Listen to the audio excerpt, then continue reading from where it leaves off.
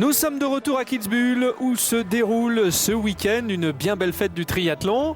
En ce qui nous concerne plus précisément la 6e et avant-dernière manche des World Series qui attribue le titre de champion du monde.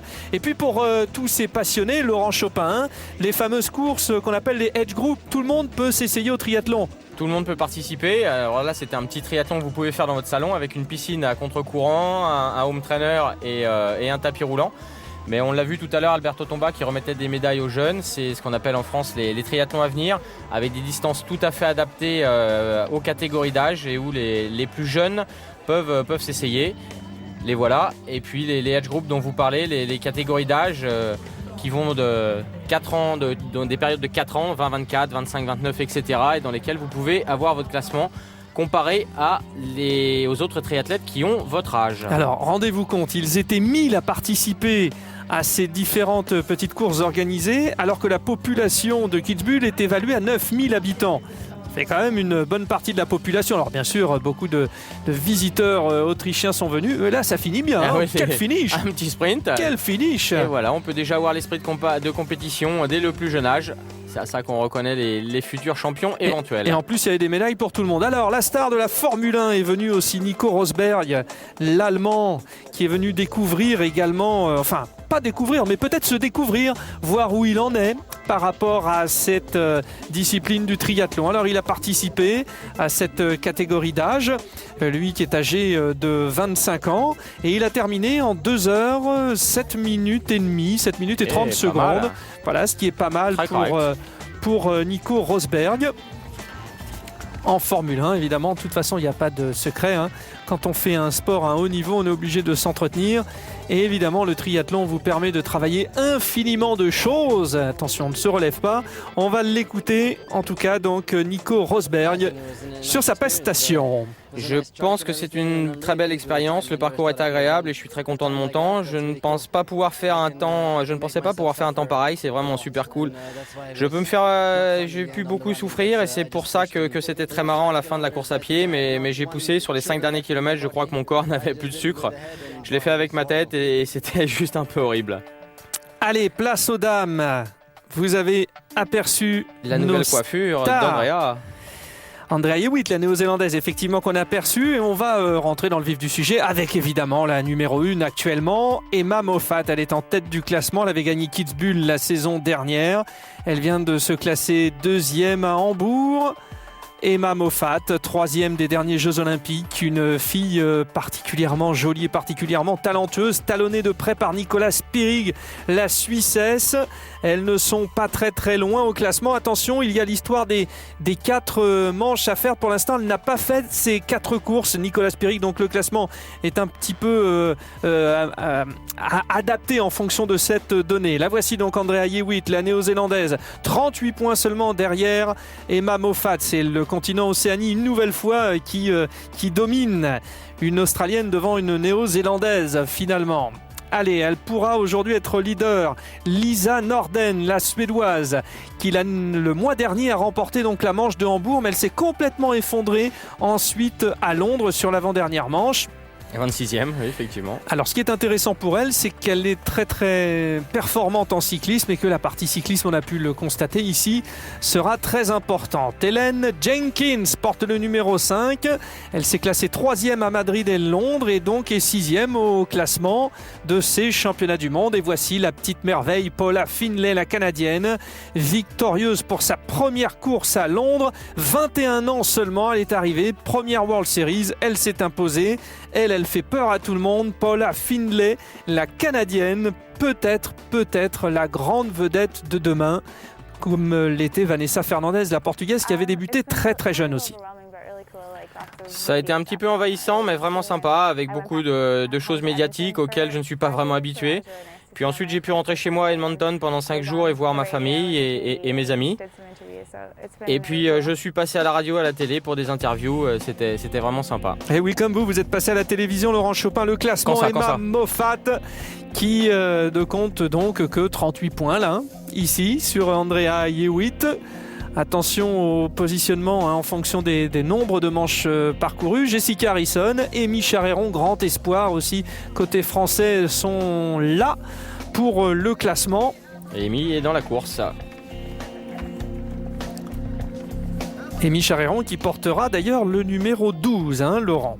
Allez, on va se retrouver sur le ponton de départ avec les 67 partantes, avec évidemment donc une seule Française. Une seule Française, mais une manche très très relevée.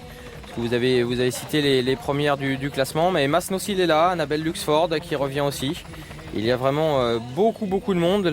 Il manque peut-être la Chilienne Barbara Riveros Diaz. Elle est là aussi, Frédéric. Ah bon, je ne l'ai pas vue au départ. Bah écoutez, alors si vous l'avez vue, tant mieux. Oui, je l'ai vue, elle était là. Bon, alors si elle est là, elle est là. Nicolas Périg est donc bien présente aussi. Daniel Arif aussi pour les Suisses. Cesse, si on peut dire. On peut le dire aussi. Allez. Alors, plusieurs options, un petit peu comme pour les garçons tout à l'heure, plus ou moins proches de la bouée. On a vu dans la course des garçons que les numéros 1 mondiaux avaient pris l'option de partir complètement à l'extérieur. Option choisie également par Emma Moffat. Et par Andrea Hewitt, alors qu'on avait vu Dimitri Polianski qui était parti complètement à gauche, lui. Et dans cette course, il y a l'américaine Sarah McClarty, et quand elle est là, et bien ça nage vite, et c'est elle qui est devant et qui est déjà en train de faire un petit écart. Alors ne nous affolons pas, parce qu'il y a vraiment des grands spécialistes de natation qui donnent tout au départ, mais ça ne veut pas dire qu'ils vont tout de suite creuser les écarts, parce qu'après dans la partie cycliste, eh bien on s'organise derrière pour revenir sur celui qui a creusé l'écart. Donc on ne s'affole pas, il faut quand même avoir l'œil et peut-être profiter de ces vagues faites par McClarty en l'occurrence, de nager dans ses pieds pour essayer de gagner du temps. Alors de l'Amérique, Laura Bennett, donc la femme de Greg Bennett qui est passée, puis la première australienne, c'est la numéro 1 mondiale, donc Emma Moffat. Lisa Norden qui fait une très belle natation, Helen Jenkins, Vicky Holland, les Anglaises bien représentées, Andrea Hewitt qui est là aussi. Et une petite cassure aux abords de la 12-15e place. Il va falloir être aux abords un petit peu avant Annabelle Luxford. Et toujours pas de Amy Charéron. Regardez. Barbara Riveros, Nicolas Périg, Jodie Simpson, quelques-unes des favorites déjà à 30 secondes après un tour. Paula Findlay à 33 secondes. Félicité Abraham aussi. Ah, il y a des écarts, Frédéric, il y a des écarts. Et donc je n'avais pas vu Riveros, je l'ai vu, effectivement, je l'ai vu assez loin. Cathy Tremblay, d'ailleurs. Oui, pour elle. Elle est assez loin. Aussi. Et il y a quand même quelques-unes des principales favorites qui sont déjà à 30 secondes après un tour de natation. Il va falloir voir si elles vont être capables de creuser, de réduire cet écart. Mais il y a une cassure là. Donc Sarah McClarty avec Laura Bennett. Le groupe de chasse. Et derrière, on l'aperçoit, une vraie cassure. Donc il va falloir faire le point, Frédéric, pour savoir qui est dans cette cassure. 2 Américaines donc aux premières places. Mais attention, il faut aussi gérer la zone de transition. On prendra les véritables temps à la sortie de la première zone de transition pour se faire un avis précis. L'écart fait par les 2 Américaines, une dizaine de secondes. Ouais, elles ne sont que 2, donc c'est pas forcément très grave. Il va falloir qu'elles travaillent en vélo. Peut-être ne vont-elles même pas essayer. Il va falloir voir le début de... Mais là voilà, la cassure, la vraie cassure est là. Et là, il faut faire le point pour savoir qui n'est pas dans le groupe de tête. On voit les noms qui défilent. Il en manque quelques-uns.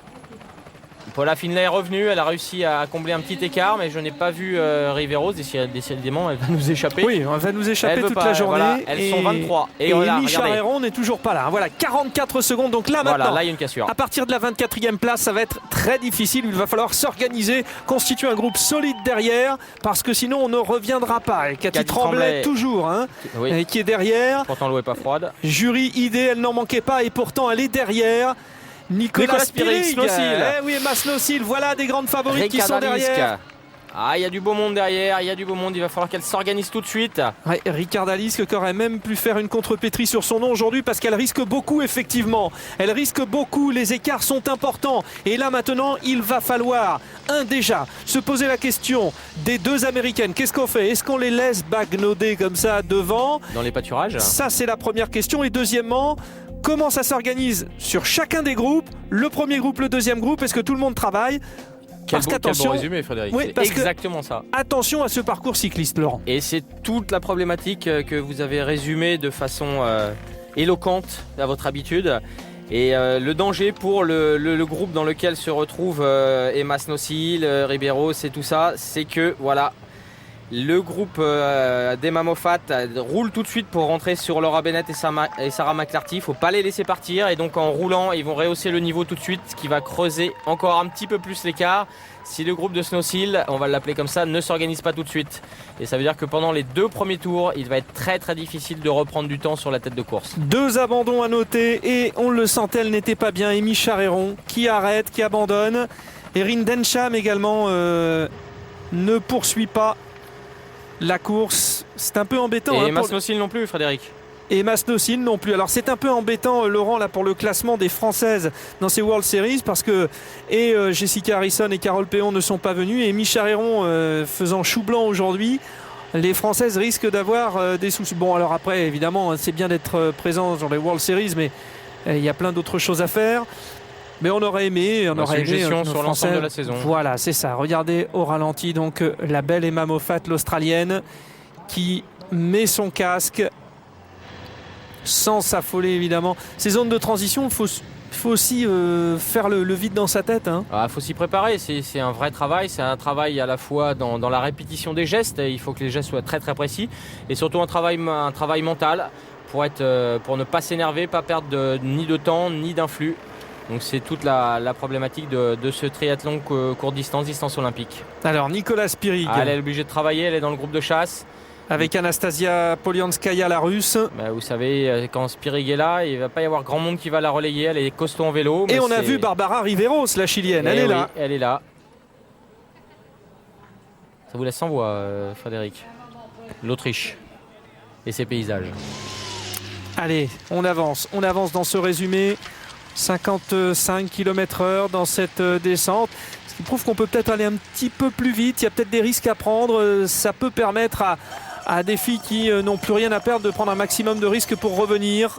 Et voilà, oui. C'est en montée par contre. En même temps, là, oui. Après, prendre des risques, ça veut dire possibilité de chute également. Là, ça a dû soit prendre le pied de la barrière, soit la roue arrière de la concurrente qui la précédait. C'était Olga Dmitrieva, la russe, qui était à terre. Et voilà, on est plus qu'à 1 kilomètre de la zone de transition. Et le groupe qui s'est bien constitué derrière, ça n'est pas revenu, même sur l'impulsion de Spirig. Toute seule, elle ne pouvait pas grand-chose. Et dans ce groupe, quand elle est là, bien sûr, c'est à elle de faire le travail, forcément. Ouais, il y a bien une course à 2 niveaux, il y a bien un bus aussi dans le peloton. Alors là, il faudra qu'on nous explique. C'est intéressant. Non, bon, il y avait une barrière, donc pas de souci. C'est vrai que sur le plan d'hélicoptère, ça faisait bizarre. Après, ça s'explique. Voilà, une barrière de protection, quand même. Allez, on revient. Alors, c'est vraiment inquiétant là pour certaines grandes favorites, et notamment Nicolas Spirig, la Suissesse, qui est peut-être aujourd'hui en train de perdre les World Series. C'est possible, c'est une possibilité. Riveros aussi, qui avait très très bien débuté la saison et qui a un petit peu plus de mal. Et là, les écarts vont être très très importants. C'est Andrea Hewitt qui va entrer en tête dans cette zone de transition, toujours bien placée, la néo-zélandaise. Alors la gagnante de Hambourg, excellente en cyclisme, on vous le disait, Lisa Norden est également dans ce premier groupe. Et elle a fait une très très bonne natation. La voici, Norden, Moffat, Jenkins, Riff. Et toutes ces filles nous ont déjà offert quelques belles arrivées au sprint, donc peut-être aujourd'hui ce sera le cas aussi. Si ça n'a pas été le cas chez les garçons, ça risque d'être le cas chez les filles. Et allez. La petite Paula Findlay est là. Et la gagnante de Londres, 21 ans, elle a senti le bon coup. Pourtant, elle n'était pas forcément excellente à la sortie de la natation, mais elle a fait ce qu'il fallait faire pour tout de suite raccrocher le bon wagon. Et on a vu Sarah McClarty au loin derrière, qui a toujours du mal en course à pied, qui a du mal à progresser. Et vous l'avez dit, Frédéric, Paula Findlay, qui était à 30 ou 33 secondes à la fin du premier tour natation et qui a réussi à boucher un petit peu, à aller chercher les pieds du groupe de tête pour sortir à 26 secondes, ce qui est très très rare, puisque d'habitude dans le deuxième tour on prend beaucoup plus d'écart que dans le premier. Attention à la cassure, elle est là. Vous avez vu juste derrière Emma Moffat et son numéro 1, il y avait une petite cassure, et celles qui ne vont pas prendre le bon wagon, la bonne foulée, la risque de souffrir. Attention, l'arrivée du deuxième groupe, donc avec un retard d'1 minute et 29 secondes. Nicolas Spirig donc étant... 1,42, Frédéric, c'est l'heure, c'est 1,29,12. C'est le temps total depuis le début de la compétition. D'accord, vous êtes en train de me dire que je m'étais trompé de chronomètre, mais vous aviez raison en plus, Laurent. Alors, une 42, hein, on est d'accord. Une 42. Une 42. Quasiment le même écart pour la course garçon. Et ça va être difficile. Voilà, Kathleen Müller qui part. Spirig. Ricard Alice, c'est quasi impossible de revenir sur la tête de course. Alors il va falloir sortir une grosse course à pied pour aller chercher des places, grignoter pour marquer quelques points. Alors on disait mauvaise journée pour les Françaises, mauvaise journée également pour les Japonaises avec Mariko Adachi qui était 5e du classement et qui n'était pas là aujourd'hui. Et ça on vous le confirme. Et celles qui sont là côté Japon sont toutes dans le deuxième groupe. Yuri Ide qui est assez loin notamment. Alors on revient sur la tête et on fait le point. Norden, Yewitt, Jenkins, Moffat, Riff. On vous rappelle le classement général. Moffat, Yewitt, Rivero, Spirig, Adachi et Jenkins.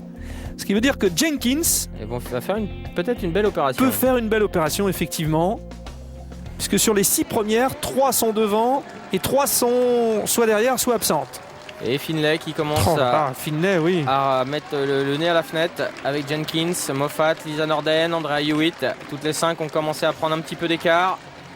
Derrière, ça va être beaucoup plus compliqué. Alors Paula Finlay est 22e au classement mondial, mais elle n'a participé qu'à une manche. Elle l'a gagné. Elle a donc pris 800 points. Donc si par exemple elle regagnait, ça faisait 800 et 800, ça faisait 1600. Et là, mais le problème c'est qu'elle n'a pas fait 4 manches. Non, mais voilà. Les points sont valorisés à Budapest, donc elle pourra faire une très très belle opération malgré tout. Et puis elle va marquer des esprits. À Budapest, en Hongrie, dans la banlieue de Tijoux-Varos. Ou l'inverse. Non, Tijoux-Varos c'est à 1h30 de route à peu près. Allez, attention, Paula Finlay met la pression. Et il me semble quand même qu'en 5e position avec le maillot bleu clair, Emma Moffat, la numéro 1 mondiale, soit un petit peu en difficulté. Lisa Norden aussi lutte avec la position de ses bras. On le voit bien, il y a des gestes chez chacune des suivantes de Paula Finlay sous le regard de Franz Klammer, l'ancien champion olympique, le roi de la descente. Ils sont là, les skieurs. On a vu... voilà. Regardez, regardez-le, il est là. C'était beau ça, hein. Franz Klammer, la descente. Numéro 14 et il va chercher la médaille d'or. 13 sont partis avant lui. Oui, avec le dossard 14, c'est logique. Alors écoutez, en tout cas, on va l'écouter. C'est vraiment génial ce qu'ils font. Le triathlon est un sport très jeune et très moderne et c'est fantastique de voir ces nouveaux sports se développer. Et puis faire 3 disciplines différentes, natation, vélo, course à pied, c'est vraiment incroyable. Ouais, nouveau sport, hein, monsieur Klammer, il faut vous tenir... il a clamé sa passion déjà. Il faut vous mettre à la page quand même. Alors Paula Finlay, attention, vous voyez, on avait bien vu et nous vous l'avions confirmé qu'Emma Moffat était en difficulté. C'est le cas, je vous avais dit également Lisa Norden, il semble bien qu'elle ait du mal à s'accrocher. En tout cas, Andrea Hewitt, elle reste bien dans la foulée de Paula Finlay qui est partie pour une nouvelle victoire. Mais que se passe-t-il? Et peut-être un sprint encore une fois et Lisa Norden qui s'accroche et c'est Jenkins qui a un petit peu de mal. Moffat qui, quand elle roule les épaules comme ça, c'est qu'elle n'est pas très très bien. Et c'est vrai que c'est un petit peu une constante chez elle sur ce type de parcours un peu vallonné. Montant et descendant, pour sa grande foulée puissante, c'est un petit peu plus compliqué à gérer. Yann Frodeno regarde avec passion. Attention, voici la cloche. Et ici, en Autriche, on s'y connaît en cloche. C'est pas Pâques pourtant. Mais pas n'importe quelle cloche. Et Jenkins. Qui souffre, on la voit ventiler. Oui, mais elle va faire une belle opération. Elle va faire une belle opération au classement parce que en étant 4e, elle peut peut-être viser le podium. Final. Le podium, complètement. Alors Paula Finlay, comment expliquer? Première World Series, 21 ans, elle gagne. 2e, elle est sur le point. C'est du génie là. Et Vanessa Fernandez avait fait ça en son temps. Vanessa Fernandez, on en parlait la dernière fois, Frédéric aussi. Kirsten Sweetland, et puis qui avait fait ça aussi il y a 3 ans. Mais c'était sur une manche en Afrique du Sud où c'était pas très ouvert. C'était un peu plus ouvert peut-être, oui, mais elle avait fait deux très belles courses à suivre aussi. Puis elle a disparu, on ne la voit plus non plus. Et Vanessa Fernandez, on ne la voit plus, mais elle a gagné. Elle a tout gagné. Elle en a gagné presque 25 quand même. Elle a le temps de se reposer quand même. Elle a le temps de se reposer, mais voilà, après, quand on demande beaucoup de choses à son corps quand on est jeune, c'est peut-être un petit peu difficile de digérer. Là, il y a un écart, Frédéric, qui se fait. Andrea Hewitt a du mal. C'est surprenant parce qu'autant Andrea Hewitt semblait bien dans la foulée de Finlay, autant ce n'était pas le cas de Lisa Norden. Et finalement, bilan de l'opération, c'est Lisa Norden qui semble être l'adversaire numéro 1 de Paula Finlay, gagnante, rappelons-le, à Londres et qui est peut-être en train de faire coup double ici à Kitzbühel. Après une belle foulée. Hein. Cette manche exceptionnelle en tout cas. Et Kitzbühel a vraiment un parcours superbe avec toutes les parties du triathlon, à la fois la natation, le cyclisme et même la course à pied bien sûr, plus traditionnellement, qui sont susceptibles de faire la sélection et la différence au niveau de la course. On vous le rappelle, 1500 mètres de natation, 40 km de cyclisme, 10 km de course à pied. Et à l'arrivée, une nouvelle victoire de Paula Findlay, la Canadienne de 21 ans. Elle va encore marquer 800 points. Elle est surprenante, elle est étonnante. Elle a gagné et elle a lâché Lisa Norden qui va réaliser là aussi une belle performance en résistant au retour d'Andrea Yewitt qui va peut-être avoir des regrets. Elle aurait pu marquer un peu plus de points. Où sera Emma Moffat, la numéro 1 mondiale? On va voir ça dans un instant. Sachant que c'est Ellen Jenkins qui fait 4e. C'est bien pour elle, objectif podium. Ça se rapproche et on a aperçu Emma Moffat en 5e position qui devrait donc limiter la casse en termes de points pour le classement mondial. Voici Emma Moffat qui a tout donné. Elle est obligée de tout donner pour conserver sa première place. Elle doit se présenter sur ces World Series. C'est tout l'intérêt de ce système avec 6 manches, un système plus réduit et plus exigeant et peut-être encore plus révélateur de la force des unes et des autres. Le parcours à vélo était vraiment exigeant avec la petite bosse sur la course à pied. J'ai couru avec 2 filles très fortes à pied. C'était vraiment difficile. Vous savez, je suis sous le choc, c'était très très difficile. Je savais après avoir regardé les filles à Londres que Paula était plutôt forte et puis à Londres elle a gagné avec un demi-tour d'avance, alors j'attendais que quelqu'un fasse quelque chose. Je n'ai pas encore assez confiance en ma course à pied, j'attendais en espérant que le rythme allait s'accélérer un petit peu et qu'il me resterait un petit peu d'essence dans le moteur. En m'entraînant régulièrement, je cours beaucoup mieux cette année, donc je suis devant sur la course à pied, mais je suis à fond bien avant la fin des 10 km, alors c'est vraiment très dur de sprinter. Et puis oui, j'ai perdu, mais j'ai perdu aujourd'hui, mais je suis enchanté d'être sur le podium. Et en bonne santé également. Alors la confirmation du classement avec Laura Bennett, l'américaine qui vient chercher une 8e place, comme quoi le poids des ans ne fait pas peur au couple Bennett. Oui, énorme, 1,48 pour Bennett. Et la suite du classement avec Sarah Groff, l'américaine, Danielle Arif. Oui, voilà. Bon, on connaît les perdantes du jour. On va voir ça dans un instant au niveau du classement mondial. Donc 3e Andrea Yewitt qui monte. Franz Klammer qui met la médaille sur le podium. Il s'y connaît en matière de médailles, donc il va bien lui remettre. Des supporters suédois pour Lisa Norden qui est donc 2e. Et une nouvelle fois, vive le Canada, vive Paula Findlay. Redoutable cette petite Paula, 21 ans. À surveiller de très très près.